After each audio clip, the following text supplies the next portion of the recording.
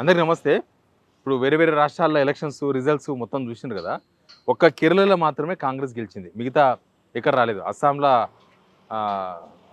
Second place. ఇక మిగతా దగ్గర అయితే సింగిల్ డిజిట్ తమిళనాడు కానీ లేకపోతే మిగతా ఎక్కడైనా సరే సింగిల్ డిజిట్ మాత్రమే వచ్చింది. కానీ ఒక్క కేరళలో గెలిచే వరకు ఏమైంది, రేవంత్ రెడ్డి మొత్తం నా వల్లనే గెలిచిందని ప్రచారం చేసుకుంటున్నాడు. సోషల్ మీడియాలో మొత్తం రేవంత్ రెడ్డి క్రేజ్ అంట, రేవంత్ రెడ్డి మాట్లాడడం వల్లనే అట్లా జరిగిందంట. అసలు రేవంత్ రెడ్డి వల్లనే కాంగ్రెస్ గెలిచింది అనుకుంటే అక్కడ కేరళలో, మరి రాహుల్ గాంధీ ఏంది అంటే రాహుల్ గాంధీ అటర్ ఫ్లాపా? అంటే కాంగ్రెస్ వాళ్ళు లాజిక్ మిస్ అయ్యి మాట్లాడుతున్నారు, లాజిక్ మిస్ అయ్యి క్రెడిబిలిటీ తీసుకుంటున్నారు. మరి అంతకుముందు చాలా స్టేట్స్ పోయింది కదా, అసలు తెలంగాణలో రేవంత్ రెడ్డి పరిస్థితి ఏంది? చాలా విషయాలనే మాట్లాడదాం. ముందు సబ్స్క్రైబ్ చేయండి, షేర్ కూడా చేయండి. నిజంగా ఎట్లుందంటే రాజకీయ నాయకులది, గెలిస్తే నా వల్ల, ఓడితే వేరే వాళ్ళ వల్ల. ఇది కాంగ్రెస్లో అయితే ఇంకా ఫిట్. కేరళ గెలిచే వరకు రాహుల్ గాంధీ వేస్ట్ అనే విధంగా ప్రచారం చేస్తున్నారు. ఎవరు? రేవంత్ రెడ్డి సోషల్ మీడియా వాళ్ళు. రేవంత్ రెడ్డి సోషల్ మీడియా వాళ్ళు కానీ పేపర్లకు అయితే ఏకంగా మీడియాకు ఈ విధంగా రాయండి, రేవంత్ రెడ్డి స్పీచ్తోనే గెలిచిండు, రేవంత్ రెడ్డి స్పీచే కేరళలో ఒక పెద్ద క్రేజ్ క్రియేట్ చేసింది, రేవంత్ రెడ్డి స్పీచే ఓటు రాల్చింది. ఎవరికి వాళ్ళు, సీతక్క వాళ్ళ పిఆర్ఓ కూడా మీడియాకి ఇచ్చిండు. సీతక్క ప్రచారానికి కేరళ ప్రజలు మంత్రముగ్ధులు అయిపోయారు. ఫుల్ స్పందన వచ్చేసింది. అసలు రేవంత్ రెడ్డి వల్లనో సీతక్క వల్లనో కేరళలో గెలిస్తే రాహుల్ గాంధీ పరిస్థితి ఏంది? ఇప్పుడు ఓడిపోయినాయి మొత్తం, రాహుల్ గాంధీ వాళ్ళు ఓడిపోయినాయి. ఈ గెలిచింది మాత్రం వీళ్ళ వల్ల గెలిచిందా? ఏమర్థం చేసుకోవాలి? రాహుల్ గాంధీ ఏంది, ప్రియాంక గాంధీ ఏంది, కేరళలో వాళ్ళు ప్రచారం చేసిండ్రు, వాళ్ళు ఎంపీలు అక్కడ. మరి అంటే ఒక క్రెడిబిలిటీ తీసుకునేటప్పుడు నష్టం ఎవరికైనా కూడా అంచనా వేయాలి. సరే, ఇప్పుడు బీఆర్ఎస్కు నష్టం వచ్చే అంశాలు చేస్తున్నారంటే సరేలే, ప్రత్యర్థి కాబట్టి చెప్తున్నారు అనుకోవచ్చు. కానీ వాళ్ళ పార్టీ హైకమాండ్కే బొక్క పెట్టే పనులు చేస్తున్నారు వీళ్ళు. ఇప్పుడు మళ్ళీ ఫెయిల్ అయిన దగ్గర ఎవరు క్లెయిమ్ చేసుకోవాలి? రాహుల్ గాంధీ ఏమో విదేశాలు ఉన్నా అంట. పాపం ఈడ జరుగుతున్న ప్రచారం చూస్తే ఏమైపోతాడో ఆయన. రేవంత్ రెడ్డి ఇది ఒక్క దగ్గరనే ప్రచారం చేయలే కదా. రేవంత్ రెడ్డి అంతకుముందు ఎలక్షన్స్లో ఢిల్లీలో ప్రచారం చేసిండు. ఢిల్లీలో అయితే ఏకంగా మేనిఫెస్టో రిలీజ్ చేసిండు. అసలు తెలంగాణ గ్యారంటీ అన్నాడు ఢిల్లీలో. సేమ్ టైము హర్యానాలో ప్రచారం చేసిండు. హర్యానాలో కూడా ఏమైంది, కాంగ్రెస్ ఓడిపోయింది కదా హర్యానాలో. హర్యానా అదే ఢిల్లీ తర్వాత మహారాష్ట్ర, మన హెలికాప్టర్ ఇచ్చి మనోళ్ళందరూ పోయి, మినిస్టర్లు పోయి, ముఖ్యమంత్రి రేవంత్ రెడ్డి పోయి తెలంగాణ మాడాలని చెప్పి తెలంగాణ అక్కడ పేపర్లో తెలంగాణ పథకాలు వీళ్ళు ఇచ్చే అరకొర పథకాలు, వీళ్ళు ఇచ్చిన హామీలు ఇయ్యనివి ఇచ్చినవి ఇయ్యనట్టుగా మొత్తం ప్రచారం చేసి ఇవంతా చేస్తే ఏమైంది, ఓడిపోయారు. మరి అక్కడ ఎవరు క్లెయిమ్ చేసుకుంటారు? అక్కడ కూడా క్లెయిమ్ చేసుకోవాలి కదా. అసలు రేవంత్ రెడ్డి కేవలం కేరళ మాత్రమే ఎందుకు అనేది ఒక పెద్ద కథ నడుస్తుంది. ఇప్పుడు బీజేపీ ఎక్కడైతే గట్టిగా ఉన్నదో అడుగుకోలేదు. అస్సాం బీజేపీ సెకండ్ గవర్నమెంట్, ఇప్పుడు థర్డ్ సారి గవర్నమెంట్ వచ్చింది. ఆడ బీజేపీకి లైఫ్ అండ్ డెత్, బీజేపీ గెలవాలి. ఎందుకంటే వాళ్ళకి బీజేపీకి వెస్ట్ బెంగాల్ గెలుస్తుందో నమ్మకం లేకుండే.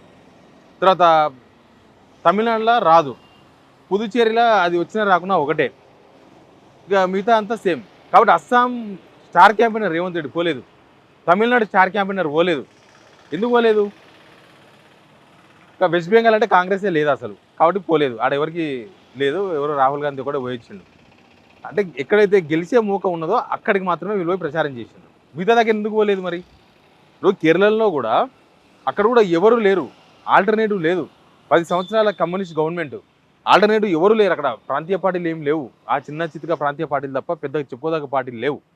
ఇక లేకపోయేసరికి ఏమైంది, దాని మీద చిర్రెత్తుకొచ్చిన ఓటర్లు, దాని మీద విరక్తి చెందిన వాళ్ళు ఆ 10 సంవత్సరాల కమ్యూనిస్ట్ గవర్నమెంట్ పైన వ్యతిరేకత ఉంటుంది కదా. 10 సంవత్సరాలు అంటే ఇప్పుడు మన దగ్గర 2.5 సంవత్సరాలకే ఎంత పెద్ద కథ అవుతుందో చూస్తున్నాం. తెలంగాణలో ఎంత వ్యతిరేకత ఉంది జనాల్లో కూడా మనం చూస్తున్నాం.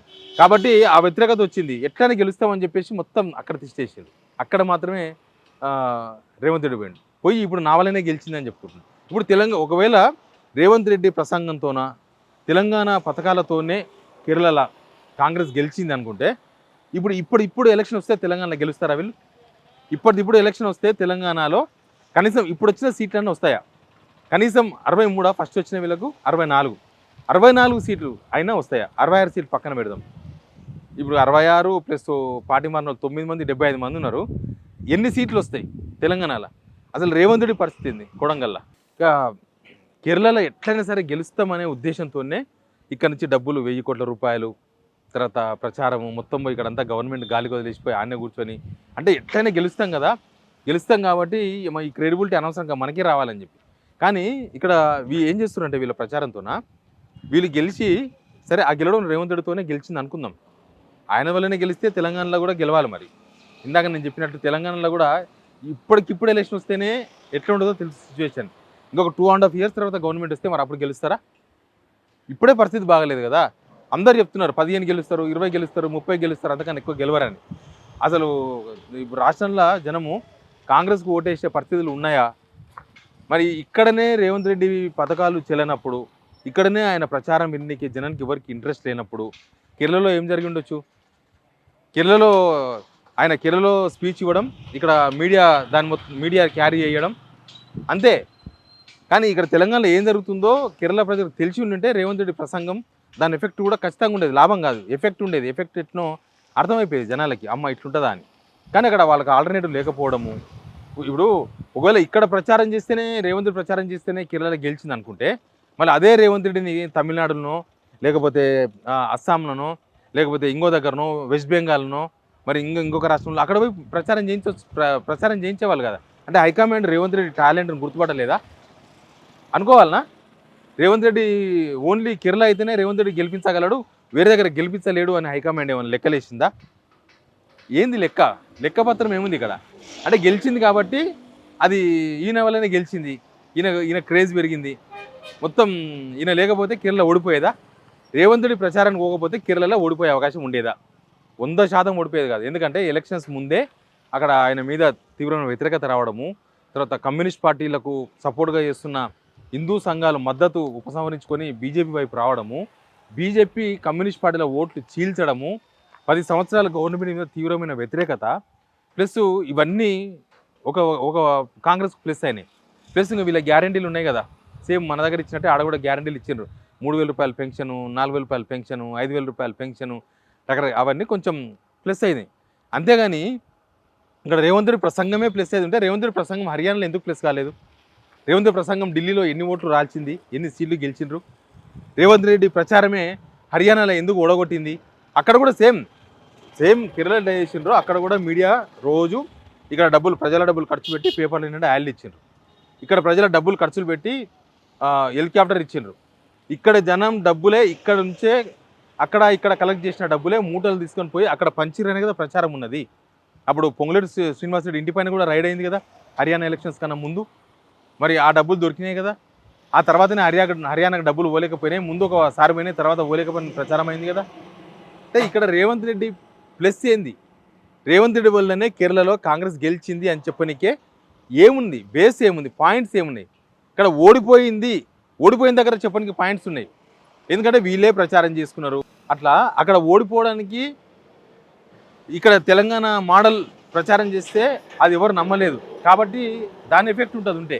కానీ కేరళలో తెలంగాణ మోడల్ గెలిచింది, రేవంత్ రెడ్డి పరిపాలన వల్లనే గెలిచింది అని చెప్పుకుంటే అసలు రాహుల్ గాంధీ ఏమైపోలే? రాహుల్ గాంధీ ఉండాలన్నా, కాంగ్రెస్ పార్టీని దిగిపోవాలన్నా, లేదా విదేశాలకు పోయి అటే ఉండాలన్నా? ఒక్కటే లెక్కేసుకోవాలి, రాహుల్ గాంధీ జీరోనా? రేవంత్ రెడ్డి చెప్తున్నా లేకపోతే రేవంత్ రెడ్డి నేను హీరో అని చెప్పుకుంటున్నాడు అంటే రాహుల్ గాంధీ జీరో అవుతాడా? ఒకవేళ రేవంత్ రెడ్డి హీరో అవుతే తెలంగాణలో ఇప్పటికిప్పుడు ఎలక్షన్ వస్తే ఎన్ని సీట్లు గెలుస్తారు? అంటే పరిపాలన మీద కాన్సన్ట్రేషన్ చేయమంటే ఇట్లాంటి లాజిక్ లేని పొలిటికల్ మ్యాజిక్లు ఆడితే అది తెలంగాణ జనం నమ్మరు. తెలంగాణ ప్రజలకు కావాల్సింది పరిపాలన, రేవంత్ రెడ్డి ఇచ్చిన స్కీమ్స్ కావాలి, రేవంత్ రెడ్డి పరిపాలన తెలంగాణ డెవలప్మెంట్ కావాలి. దానికోసం ఎదురు చూస్తున్నారు. దాన్ని ఎట్లా ఇంప్లిమెంట్ చేయాలి, ఎట్లా ముందుకోవాలి, దాని మీద ఆలోచిస్తే బెటర్. Please subscribe.